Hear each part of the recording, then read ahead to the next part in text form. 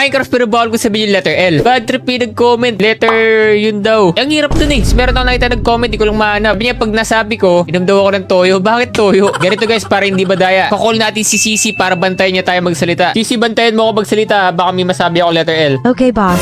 Okay, game. Need natin makakuha ng yung M eh. Di ko masabi ng buo eh. Ito toyo, kinuha ko pa sa kusina to. Pag natalo ako, iinumin ko to. Wait, teka, parang may nakita ko kanina dito. The Nether Port. Ay, nabumo. Ayun. Saan ba yung chest dito?